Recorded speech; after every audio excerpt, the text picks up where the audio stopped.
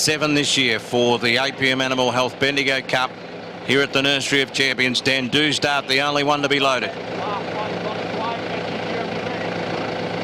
Tendon in with Glint of Hope. Here comes Dan Dewstart. No crowds recently, but they're here today. Hopefully they'll give them a roar when the gates open. And the front runner early is for Rimley. He's down on the inside, mustering speed inside of the local Wertheimer, and High Emotion's fairly close. Noble Heights is going forward on the outside, and they were followed then by Port Phillip, who's going back behind High Emotion. He has Dan Dewstart on his outside, and the Group 1 winner, Glint of Hope, is last of all. Rimley hasn't bolted yet like he normally does in front. He's under a bit of restraint as he comes to the post with a circuit to go under Darmanin, and he leads out by a length here for Rimley. Noble Heights is up running second, and the local Hope Wertheimer's put into the box seat third. High Emotion is fourth, one out, one back, and you think would get her chance from there, although Dan Dewstart is tracking forward out three deep, going around the outside of the second favourite, which is Port Phillip, and Glint of Hope was the last one. They travel into the back straight for Rimley at a contained tempo by his standards at the 1600 metre mark. He leads the Cup field by a length and a half on Noble Heights. Wertheimer, the Horsham Cup runner-up from recently, on the short back up as third on the fence, and High Emotion sits pretty fourth the outside. The third pair now, Dan Dewstart went back to the inside of Port Phillip, and 2 lengths to Glint of Hope at the end. That's the order as they travel the back. They're almost halfway. For Rimley, able to do what he likes in the head of affairs. He leads the Cup field at the 1200 by a length and a half. Second, Noble Heights, and third on the inside, the locals, living the dream with Wertheimer. High Emotion was fourth, and then Dan Dewstart.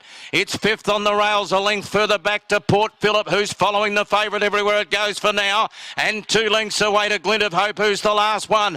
For Rimley starting to step it up a bit as they go to the side. He's a length and a half. He's trying to be the fourth horse ever to win in those great silks at the 800 metre mark. He's 3/4 to Noble Heights. Wertheimer third, and Coffee, who's shooting for back-to-back Bendigo Cups, couldn't have ridden a better race yet on High Emotion. Following it, Port Phillip trying to spoil the party. Dan Dewstart's on the inside, and Glint of Hope is about to stoke up from the back for Rimley. Still the front runner on the turn, 400 metres to go. Noble Heights is going after it, then followed by Wertheimer. High Emotion gets to the outside, so does Port Phillip, and Glint of Hope. The runs are coming everywhere. For Rimley from Wertheimer up on the inside. Noble Heights, High Emotion presenting out wider. Wertheimer on the inside of Rimley.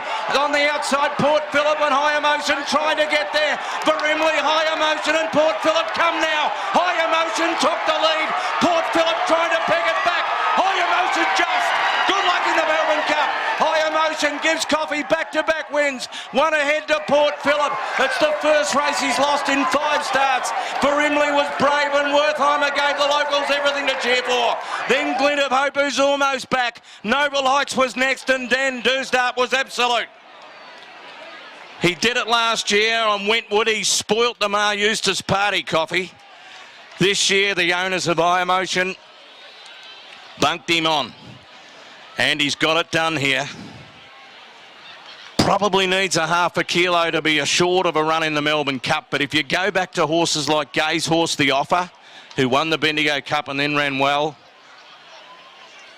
there's something to be said. The prize money will put High Emotion up into the under the 30s, and they've got to get to 24 to get a run. Number 3. She was actually bought by the horse that won race number 2 today, High Emotion. And she's got the money here. A Bayor Brown mare 6 by Ocean Park out of High Joy gives Kieran Maher and Dave Eustace a double. They targeted the race for this mare, and they have delivered it here. Harry Coffey with back-to-back cups, number 3 wins. 7 second Port Phillip. He's a real winner. Craig Newitt, Julius Sandu. He tried everything to put the nose in front at the line. He's got awfully close. It was only ahead. And 5 for Rimley. Beautifully rated by Darmanin. He just got the horse into a beautiful rhythm out in front. And unfortunately, Lloyd has just missed on his 4th Bendigo Cup. It was a neck by 1 1/4. A neck by 1 1/4, 234.43, 3, 7, 5 and 8. Let's get to JT and hear again from Jack Turnbull. Thanks, Rick. The cup goes to Kieran, David Eustace and assistant trainer Jack Turnbull trackside. Never in doubt, mate. Congratulations. Well, I wouldn't say that. But no, it was fantastic. I mean, 10 out of 10 ride by Harry. They went pretty true throughout, and he just lobbed in a great spot. We drew well to do that, and she took the length of the straight, but she got there on the line. Do you think she was in a bit of trouble, sort of 300 or 400 metres from home?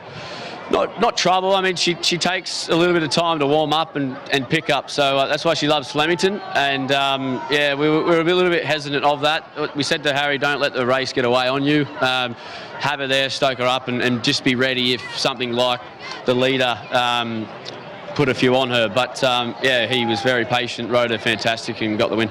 She's, I think, been a part of the stable probably longer than you have, but she's been a mare that the team's taken a patient approach with, and I imagine there's a sense of satisfaction that she's been able to really, win a big race like this. That approach has paid dividends. 100%. This will mean a hell of a lot to the Ballarat stable, not only the CMR brand, but particularly Ballarat. She works and trains out of there, and the team there do a fantastic job. And Nikki's here today. She's injured, but she is her track rider, and goes all the way down to the box staff. So, massive result for the team, and hopefully she's done enough to get into the cup on Tuesday. Just on that's the plan. She obviously passes the first ballot course, so she'll jump a little bit up the order, but hoping that she might be able to sneak a half-kilo penalty or something like that. Yeah, we're praying. Just spoke to Dave and Kieran then. That's all you can do is win. We picked up a healthy check today, and it's a race along the way that gets you in. So, she loves Flemington. She loves soft ground. The forecast looks pretty dismal, and fingers crossed she can sneak in. At the very least, mate, plenty of happy owners enjoying a Bendigo Cup win. Go be a part of it. Thank you very much.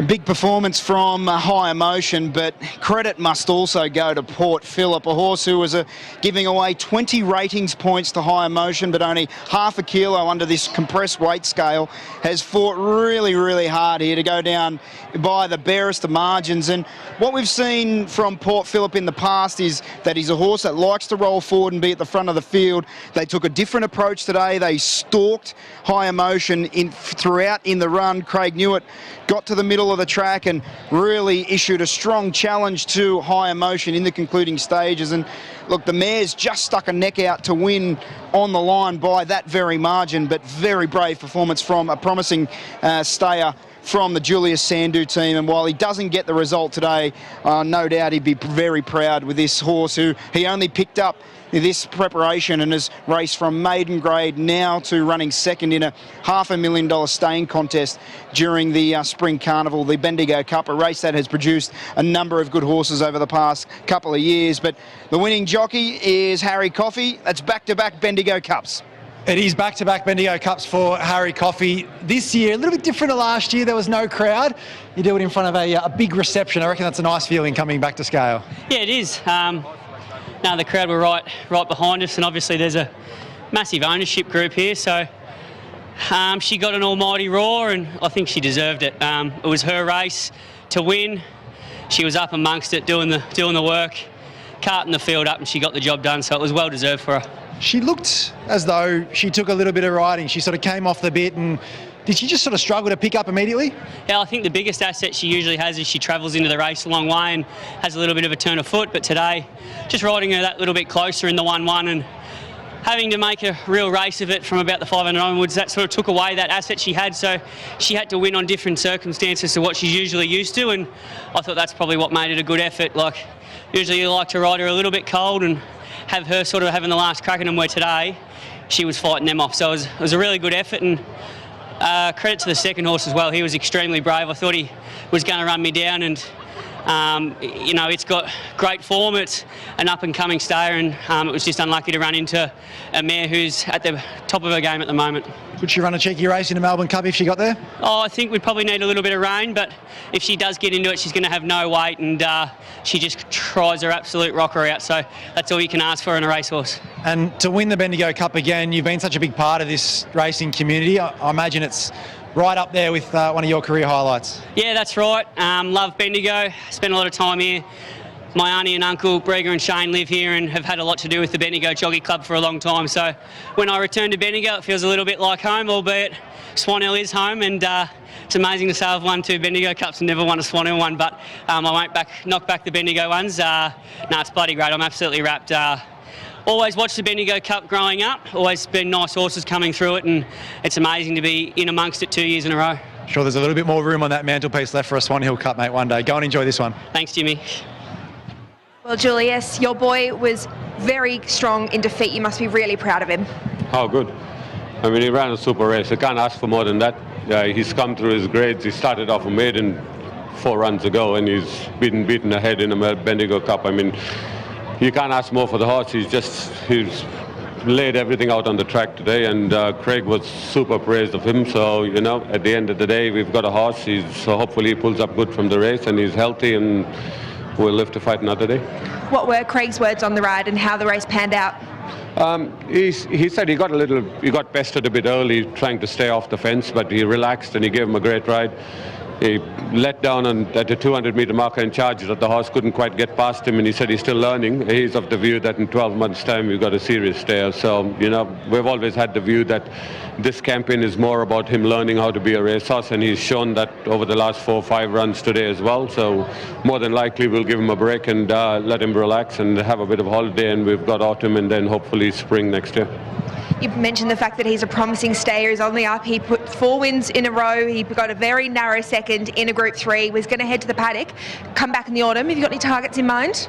I think it'll all depend on how he goes. You know, there are nice races to target. We could go to the Mornington Cup. We could go to the Harry Ramsden. There are many options in autumn that we can go to. Most important thing is hit the horse, let him go out and have a break, and he comes back healthy and happy and a more mature horse. So we'll start planning from there. But you know, I'm really super proud of him. I can't be more thankful for having the opportunity to train a horse like that.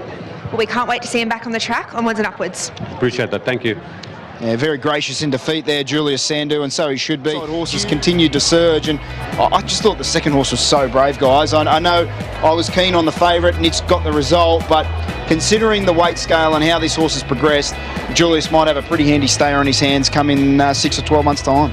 Oh, it's been such an astute purchase by the stable to pick up this horse. They've done an incredible job with him, and Bella, as you would know, with these staying horses, they're often not one-hit wonders. He's going to continue to progress through the grades, and he might be an even better horse in the autumn or even this time next year. Well, that's the thing. In talking to Julius, both he and Craig Newitt think he is going to be a better horse maybe even in 12 months' time. So I think the autumn is going to be really exciting, but I think to think of what this future might be in store for Port Phillip is also really exciting. But right now, the road's towards the Melbourne Cup, and hopefully, High Emotion, we see her back up on Tuesday. BZ, gut feel, she obviously passes the ballot clause, so she'll jump up. Given the manner of the win and the horses she beat, will she get a penalty? I'm not sure. Like, given the second horse is only a 77 rater, that probably doesn't help her chances, and the margin was only a neck. They probably needed to put more of a gap to sort of give them some confidence that the handicapper would look at that performance and say she deserved more weight than what she's got. But that's not my sort of area of expertise, and I'll happily leave that to